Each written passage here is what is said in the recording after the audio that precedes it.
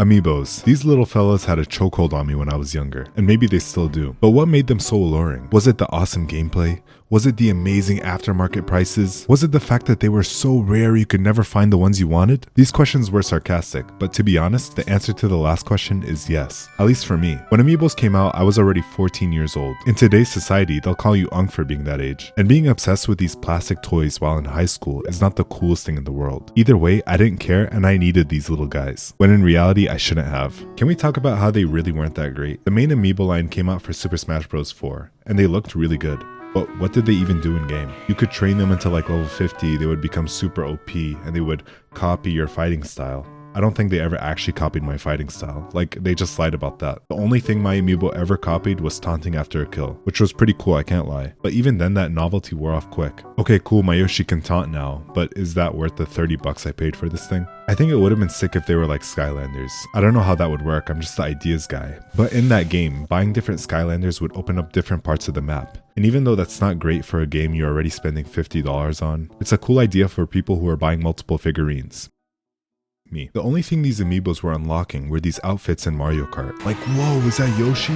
No, it's someone who wanted their Mii to look something like Yoshi. But like the Yoshi option is already there, you can actually be him. And I know I'm hating, but trust me, I sat there unlocking all these outfits. And at least the Captain Falcon one is pretty cool. The same thing goes for Super Mario Maker. Even though the only thing the Amiibos do is unlock skins, I was sat there unlocking every single costume. But to be fair, I do love pixel art, and seeing how each character would look like in the little pixel Mario style was really cool. But once the 20 minutes of gameplay that the Amiibos gave me was up, they kinda just sat on the shelf. But tell me why that was the best part too. Some of these Amiibos are actually beautiful. Like the Palutena one is insane, and Robin just looks so sick as a figurine. Lining them all up like this is actually very pleasing to my eye. And they're on the floor right now because I don't have a shelf anymore, but imagine 14-year-old me finally having a way to decorate his room. I look up to them on their little podiums. And that's not just a physical representation of how I looked at my Amiibos, it's a metaphor for how I saw them. They literally consumed my life at one point. At the time, I was doing anything I could for anything I found rare. It's the only reason I have like 500 hours in Pokemon X,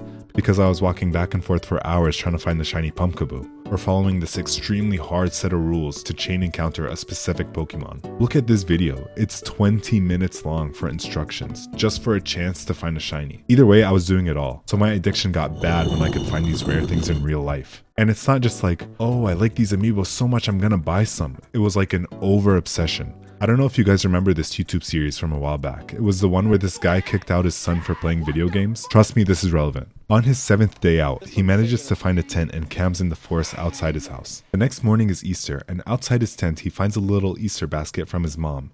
And for a couple seconds in the video, you can spot the box of a Mario Amiibo. And I paused the video here when I saw it, and I just remember being like, damn, he is so lucky. While the guy is struggling to get back on his feet while living in a tent. Can we also talk about how insane this concept is real quick? The dude got kicked out of his house, is 7 days out, is basically homeless, and in his care package from his mom, he gets an Amiibo. Like, where is he even gonna put that thing? And how was I even believing this was real at 15 years old? Anyways, I love these things. And as I just explained, it was mainly because they were rare. When Amiibos were first coming out, they would be released on a wave basis. The very first batches of Amiibos were released on November 21st, 2014, and consisted of Mario, Peach, Yoshi, Donkey Kong, Link, Fox, Samus, Wii Fit Trainer, Villager, Pikachu, Kirby, and last but not least, Morph. Now, if you had to put on a thinking cap, out of all of these fighters, who do you think would sell the most? The mascot of the entire Pokemon franchise? What is basically the face of Nintendo? Or the character from the game that would call you fat as a child?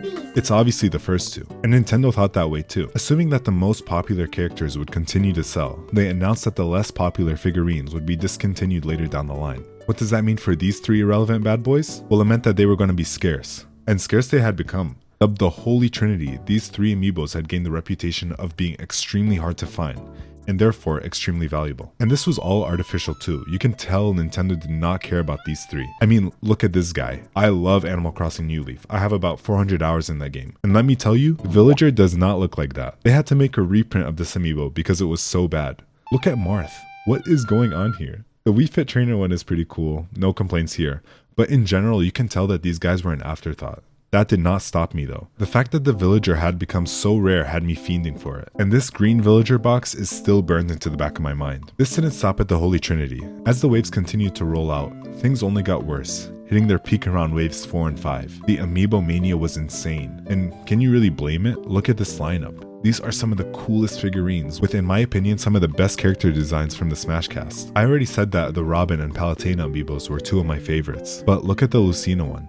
Even the simpler ones like Ness and Charizard are very visually pleasing, but you can imagine how hard it is to get your hands on amiibos during this time. And because I wasn't in North America, it was even more of a struggle. I was also 14 at the time and my mom had to drive me everywhere, so I was not visiting stores often. So I turned to YouTube, as I normally did, and lived my life through these vloggers. These amiibo hunting vlogs were the closest thing I had to actually buying amiibos for myself. And watching these guys pick up the boxes of the rarest characters on release day without a care in the world did something to me. A fire was lit in my eyes. As the wave 4 amiibos dropped, I had had enough of sitting behind the screen. Just like everything else in life, theory without action never reaps any rewards. So I decided to stand up and announce to the world I was here, and I was taking my first steps towards my amiibo hunting journey with a Facebook group titled Amiibo Hunters in Redacted, with probably the best description you have ever seen.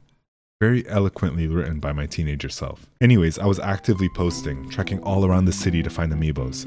And honestly, for the situation I was in, I was pretty successful. One of my biggest finds was catching this restock in a local electronics store, getting me a whopping 1 like. In all seriousness though, 8 Captain Falcons sitting on a shelf like that was a glorious sight to see. And I went home with an unsheathed amiibo in my pocket, hiding the fact that another one was getting added to my collection from my parents. They did not want me buying more. Another time, my friends and I were at the mall on a usual Friday night excursion. On our way to the food court, we stopped by the game store that we usually walk into just to look around. This time it was closed, but those floor-to-ceiling glass windows allowed the most beautiful sight to grace my eyes. A bright light, like the North Star, called my name in the shape of a Pac-Man amiibo. I fell to my knees in the middle of the mall. Not really, I don't actually care for Pac-Man that much, but my friend liked it quite a bit. But he didn't have the funds available, so my other friend bought it for him. The holiest of pulls though was this find. This was taken around the time Wave 5 amiibo had dropped, so the Wave 4 mania was still kicking in. And these finds were honestly insane. There is no way you would see a lineup like this in a store in the US. Probably ever. Breathing the same air as a Palutena, Dark Pit, and Zero Suit Samus amiibo, purchasable at MSRP? Unheard of. Having this kind of luck in the country in the Middle East is honestly insane. Being a Nintendo fan, you are constantly fighting for your life against the Xbox and PlayStation fanboys. But in reality, it was only the US that was experiencing crazy shortages. Oh, but you weren't even in the US at the time. How did you even know? Because I went on an Amiibo world tour. It was just vacation with my family in the UK. But let me tell you, walking into those game stores, oh my god, it was like heaven at the time. Dark Pits, Ganondorf, Zero Suit Samus, Ike, Charizard, any amiibo you want, name it, it was sitting on the shelf. I had probably ended up buying an amiibo in every single city in the UK. And they obviously weren't all for me. I had bought some for my friends at the time. Coming back after vacation having hit the amiibo jackpot was incredible. But walking into school carrying these figurines was hard. I was a teenager carrying a box with a woman wearing a skin-tight suit. I was bound to get some weird looks. And as I was giving it to my friend, this one kid had scouted out the situation from a distance. Oh, what do we have here? I see you brought yourself a little figurine, huh? The things I would do with that. Like, bro, get away from me. Don't ever say that to me ever again. You can bet that I never brought another amiibo to school, but I had still exchanged them as gifts with my friends. My friend had gotten me this Robin amiibo just in a regular store in Australia, and my other friend had gotten me this Wii Fit amiibo from India. And now that I look back on the experience, I realized that the most enjoyable part about collecting amiibos was the shared journey. Even though my friends weren't as obsessed with amiibos as I was, we would still go browse through them in stores, even when we couldn't afford them, and exchange them as gifts. I've since hung up my amiibo hunting hat, but I still search for the rarities of life. But now instead of toys, it's finding time for these shared, genuine experiences that are just as, if not more rare than the figurines I was searching for. And I may have retired my amiibos from the shelf and imprisoned them into this box, but the experiences I carry will stay with me forever, long after the hunt is over.